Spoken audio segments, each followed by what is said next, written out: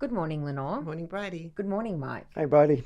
Since the start of the year, tensions have run high in our community and in politics. There's been an increase in anti-Semitism, also a rise in Islamophobia, an uptick in racism. Australia's Race Discrimination Commissioner says we are in a febrile time. What is the challenge for the media in these fragile times? Well, there are many challenges. I mean, we need to report what's going on. It's an incredibly important and distressing set of events, but we don't have a lot of the facts. So you're dealing with imperfect information. You're also running the risk, if you don't report on it sensitively and thoughtfully, that you can make things worse or increase the distress for the groups that are being targeted by these horrible things. And I think we've just got to really think about our responsibilities to try and deliver as much information as we can, but in as calm and as factual ways as we can. Yeah, there are so many challenges. Just to take one example, when there's anti-Semitic graffiti painted in a suburb with a lot of Jewish people, that's obviously a terrible thing. But if it happens on multiple occasions, that's much worse because there's some sense that it's a much wider problem. But then when it happens again on another day, do you report that as a separate news story? It's like someone painting graffiti. We wouldn't normally report that in and of itself as a news story. Except in this instance, it's causing real distress in that community. Course. So maybe you have to put it in context. You have to think about that. And then if there's a similarly Islamophobic graffiti in a different suburb, do we report on that? And then we start reporting every time someone graffitis a wall? That's like a difficult thing to judge. And our reporting is very heavily scrutinised, justifiably so, in an atmosphere where the people involved in these groups are very heightened because they're very distressed. So you're kind of under a lot of pressure and a lot of scrutiny. One of the big events that's happened in the past few months is the discovery of a caravan with explosives in it and allegedly the address of a Jewish synagogue. Was the reporting around that responsible? Look, I'm not going to sit in judgment because it's certainly a story. If you find explosives in a caravan, yes, that's definitely a story. But there remains a lot of things that we don't know about that incident. I think the opposition tried to make a lot out of whether the Prime Minister had or hadn't been briefed. There's been some subsequent reporting that maybe there were sort of crime figures wanting to use the information about those explosives as a way to, do some sort of deal in terms of sentencing or some other interaction with the police. I really don't know, and that's the point. We really don't know. I think reporting it as an imminent threat probably was going too far because there wasn't enough evidence on the table. However, I do understand why a caravan with explosives and anti-Semitic material in the same caravan would be of real concern to people. Like it was a tricky one, but the problem is I think you need in those circumstances to always include what we don't know. Yeah, there was a lot of clamour for it to be reported as a terrorist incident. On the face of it, it sounds horrific. A caravan full of explosives, my God, that could do something really terrible. But we just don't know so much. So, yeah, just don't get ahead of yourself is I guess, the thing to remember from that. But then, of course, you leave yourselves open to criticism. If you are perceived to have not reported in as much detail or with as much drama or as much seriousness as other outlets have, then you're open to criticism as well. And last week we saw a pretty extraordinary example of journalism that can inflame. The Daily Telegraph went out in what was described in their internal systems as Undercover Jew. What do we know about that, Lenore? Well, we know that a man accompanied a reporter and a video team and a photographer from the Daily Telegraph, a Jewish man, to an establishment called the Cairo Takeaway. The Daily Telegraph team stayed outside. The man with the Star of David on his cap went inside. He ordered a tea. He exchanged pleasantries with the lady behind the counter. We've seen the encounter from various videos that were taken by him and CCTV and the like, and it looks pretty much like the only thing that happened was that he was politely served and enjoyed his hibiscus tea.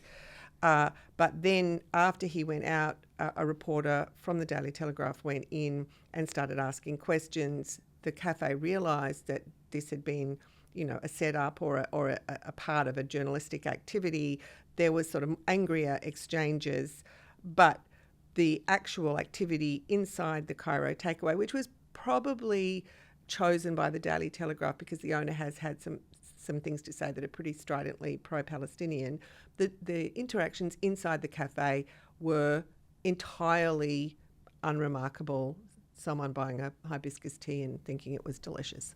Now, like, that kind of undercover journalism is done sometimes. Like, I've seen reports sometimes of, you know, someone taking a job on the minimum wage to write a piece on what it's like to be on the minimum wage.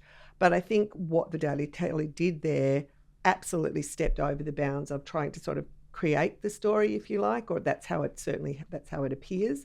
Not the gentleman himself. I mean, he seemed to just go outside, but the way the reporter went in looked like that's what they were doing. That's been widely criticised as really overstepping the bounds. And I don't really see why you need an undercover Jew to find anti-Semitism. Like, there's anti-Semitism right out there in the open that the Daily Tally and most of News Corp have been reporting on very fulsomely. So I don't even understand. Usually that kind of journalism is done to expose something that most people wouldn't see or wouldn't know about. But we've all seen and we all know about anti-Semitism, so I don't even really understand the point. Yeah, it took the Daily Telegraph several days to actually respond to requests for comment on the story from multiple news organisations, until finally the editor, Ben English, said, our approach could have been better handled, which in Daily Telegraph speak, I think means we've made an absolute terrible record of it. I think that's a fair interpretation, yes. We've also seen political pressure and a media campaign lead to the Lebanese-born Australian artist who had been selected by Creative Australia to represent us at the Venice Biennale. Because of a campaign, he has been ditched. I don't want to be over the top, but are there echoes of McCarthyism in this? I mean, I do think it's getting hysterical, and I think that decision was an overreaction and quite hysterical. The artwork in question had been on display at the Museum of Contemporary Art. It contained images of the now deceased Hezbollah leader Hassan Nasrallah. The work that Khaled Sabsabi and curator Michael D'Agostino had been selected through a proper arm's length selection process, and I'm just going to read. It was meant to build empathy and connection between all people. And when the CEO announced it, he said it would spark meaningful conversations with audiences around the world and reflect the diversity and plurality of Australia's rich culture. So the arm's length process didn't see anything concerning about this work at all. We haven't seen it. It's not public what the work was. But then when one senator asked a question about it because this previous work that had been on display contained that image, they went to water and ditched our entry. So now Australia will probably have no entry in the Venice Biennale. It's caused uproar in the art world. It seemed like a complete overreaction to me. Yeah, I mean, it raises a lot of questions about the political nature of art and then of art's funding. But it's really, like you say, it's not about judging the art. I'm not in a position to judge the art. I'm not going to put myself forward as an art critic. But it's about the process, isn't it? If the art's body, if they recognise it as a good work of art and think it's something worth sponsoring and funding, then that should be where it ends. Like, it's not something people can criticise it. They can say it's terrible art. They can say it's making a really bad political point if that's what they think. But the process is that we put in place these people who we think are art experts, and they make decisions, and then that's it. Then it's open to anyone to criticise the art, and in fact the funding decision if they want to, but it shouldn't be the government like intervening individual. As a minister, we don't know if that's what happened. Well, exactly. Tony Burke did ring the CEO of Creative Australia, and he says he didn't intervene, but he did ask about that previous artwork, and then the CEO had already convened the meeting where the decision was overturned. So.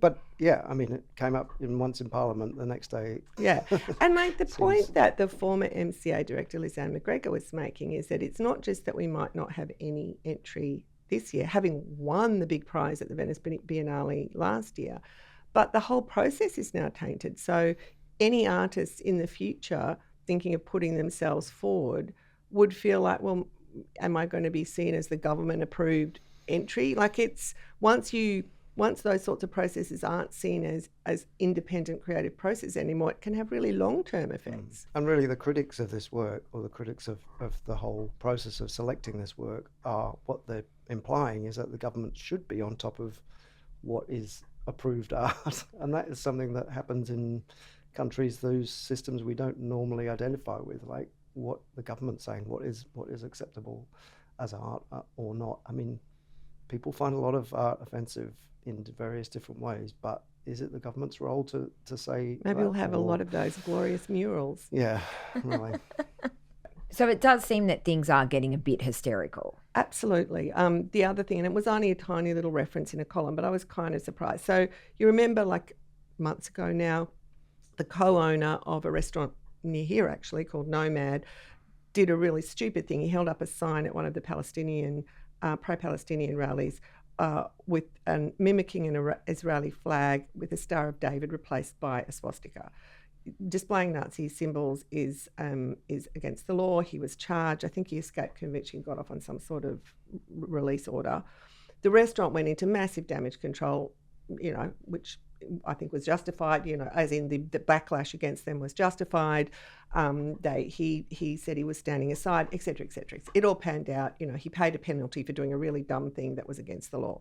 But this week in a column, the Chancellor of the University of New South Wales, David Gonski, was attacked because other people at the university, not him, hosted a dinner at that restaurant. Even though he stepped back from the restaurant and also was dealt with in our legal system and had consequences in our legal system. I just feel like the condemnation by association is getting a bit ridiculous. And I mean, I don't want to bring too many facts to bear on this. Too many facts. You know we love facts, Mike.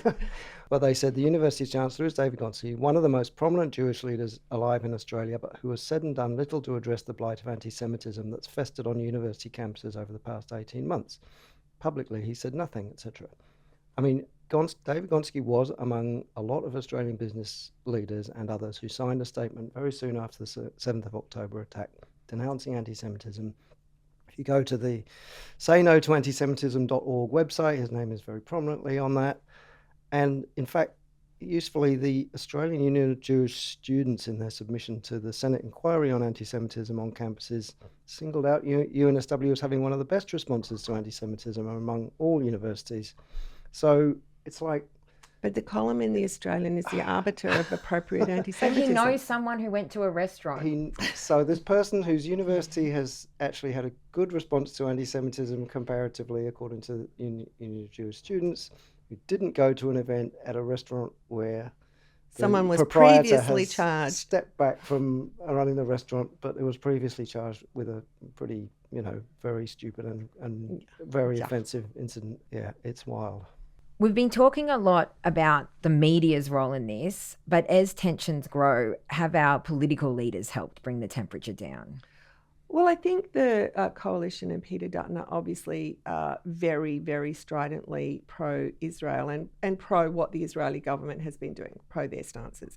And I think they have been trying to make the case effectively that it is anti-Semitic to criticise the actions of the Israeli government, or maybe that the rise in anti-Semitism has been caused by the Albanese government's slight shifts in their attitude towards the Israeli government in terms of how they've been voting in the UN.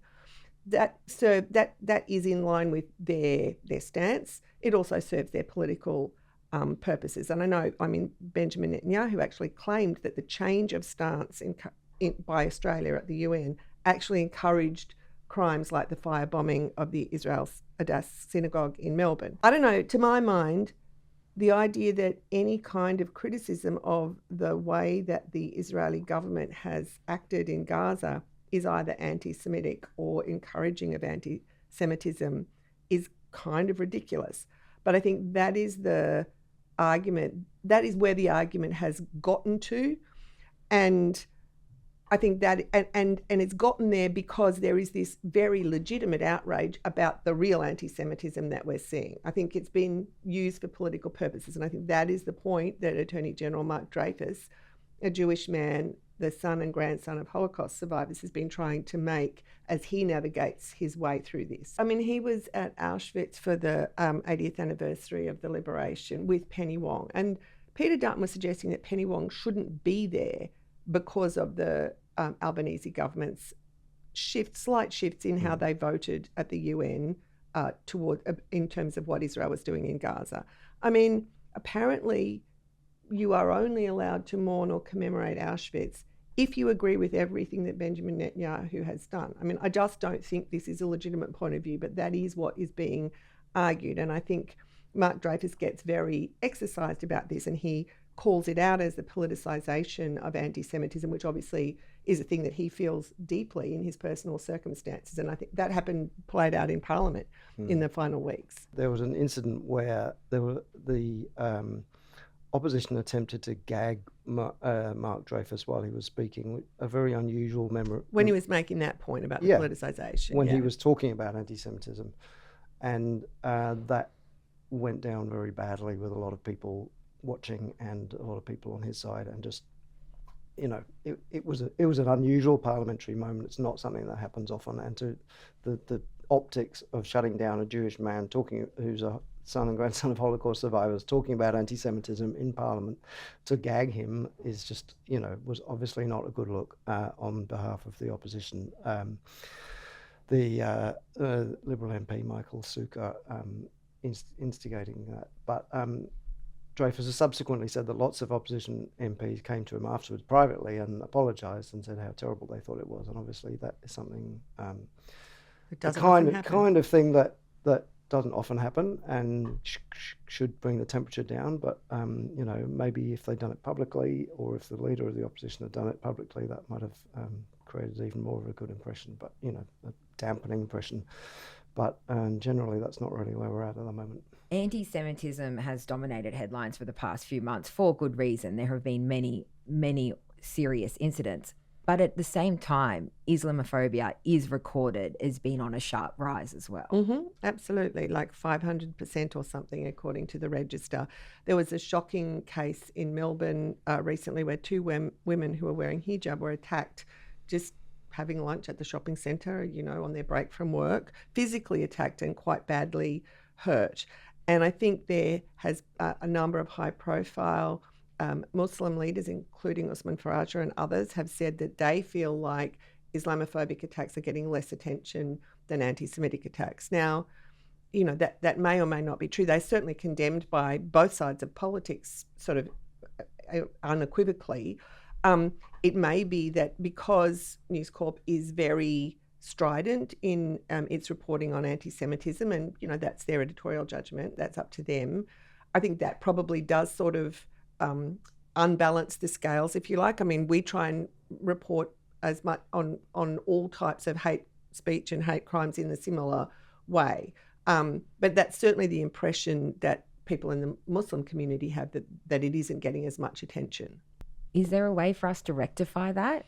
It goes back to what we were talking about right at the start, I think, is how you gauge on a daily basis, every story that comes up, every incident that comes up, and you just have to try to judge each one on its merits, and then constantly also trying to step back and think, are we putting this in proportion? Are we getting things out of proportion? Are we blowing up small incidents into something they're not? Is there something really terrible happening or here? Are we missing something that's happening in a part of the forest that we're not looking at?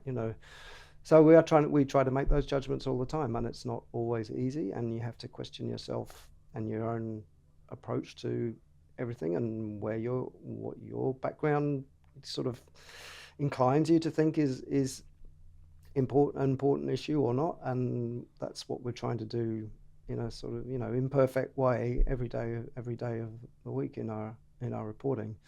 And we can't guarantee we get it right, but those are the questions we're trying to ask ourselves. I think readers can be, listeners, watchers, viewers can be assured that we're trying to do all the time, and constantly readjusting as things move on. And now it's time for what we can't get out of our heads this week. Mike, what was that for you? So mine was a bit of, I wouldn't say light relief from the grim news agenda, but it was a not not amazingly serious story, which was about the criticism of a tourism campaign in New Zealand where the slogan was "Everyone must go!" !